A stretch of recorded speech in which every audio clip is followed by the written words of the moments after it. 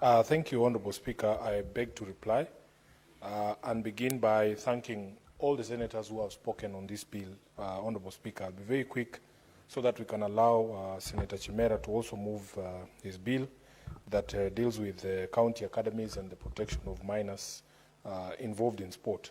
Honourable Speaker, I want to start by thanking the seconder, the Honourable Sosi, the Honourable Karen Nyamu, who has also spoken to this bill, Senator Eddie Okech, Senator Olekina, Senator Chimera, Senator Khalwale, Senator Mutinda, Senator Mungatana, last but not least, who have all spoken to this bill. And I was taking notes as they were speaking. I think Senator Mungatana has nailed it properly when he said, the Constitution says sports is a devolved function, and we expect that when the county governments put money in development of infrastructure, they must also support talent development through the registered associations. What we are doing here, Honourable Speaker, is that although the responsibility is there on the county governments, and the governors are very fond of shouting, saying money must follow functions. Even at the county government, those functions must be financed. And this is why we are saying, now that they are not doing it, I began by telling the House that Nairobi City County, if you look at their budget of over 43 billion, there is not a single line that is assigned to supporting talent development and sports development in the county through these associations.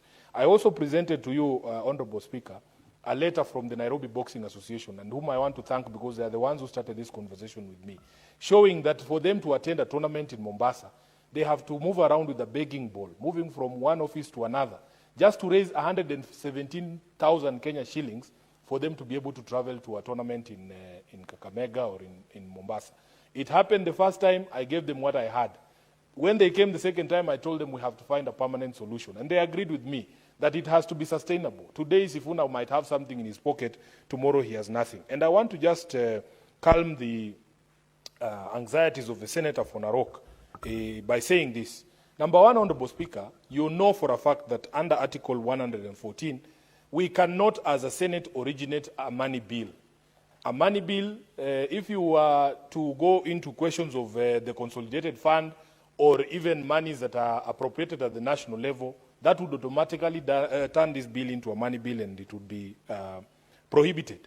Therefore, the money we are addressing here is the money that finds itself in the county revenue fund, the CRF, that is the equitable share, together with the monies that are raised locally by the county governments. And therefore, Honourable Speaker, it would be in order, because sports is devolved. We are talking about money that is in the hands of the counties only. We can have conversations about grants, because immediately you have a fund, Honourable Speaker, it is actually allowed for you to get grants even from national government. But we want to ring-fence this money in a fund that will be specifically for registered sporting associations. I want to remind the House that if you look at the proposed Clause 54B1C, other sources of money have been proposed, including grants or donations from the national government or international agencies for purposes of supporting county sports associations. And I am sure, for as long as we ring-fence this money, we will see a lot of support coming in from even private organizations and international organizations to support sporting activities in Nairobi. Senator Mutinda might not have been here, but I had indicated that, in fact, during the committee hearings, the public hearings, we had agreed with the stakeholders that we will remove any reference to financing of infrastructure from this bill, because that was not the intention. The counties must continue building infrastructure. It is very expensive. I'll give you an example, Honourable Speaker. In the last financial year, the governor of Nairobi told us he has put 500 million shillings in the renovation of City Stadium alone. Now, the money that we are talking about, if we pass this bill, 1% of the, say, 40 billion Kenya shillings that we raise as Nairobi through the equitable share and even locally raised revenue, on-source revenue, would amount to about 400 million Kenya shillings for all the registered sporting associations in Nairobi. And I want you to consider, Honourable Speaker, the indignity that these sporting associations are going through. That is what we want to fix, that they should be able to hire halls, they should be able to pay referees, they should be able to have transport, they should be able to buy food for when they travel for these tournaments. That is all we are saying, and that is all this bill seeks to do. So we will remove, I'll be bringing an amendment at the third reading stage, of this bill to remove every reference. I think that is in clause 54C, part D, that had said financing the development of sports facilities, including stadia, gymnasiums, buildings, and tracks. By the way, the governors were very happy about this clause. Do you know why, Honorable Speaker? Because it would reduce the amount of money that they would have to put in building stadia. They were very happy. Because I have told you, one stadium alone, City Stadium, one financial year, 500 million Kenya shillings. So if you tell Sakaja that now he has reduced, we have only 300 million shillings to sporting association and also to build infrastructure, he'll be more than happy. Because I think there is a lack of appreciation of the potential of sport to be able to change lives in Kenya. So, Honorable Speaker, I want to conclude by an observation that came from Senator Mungatana, that this money is not for officials. It is not going to support the county team. No, no, no, no.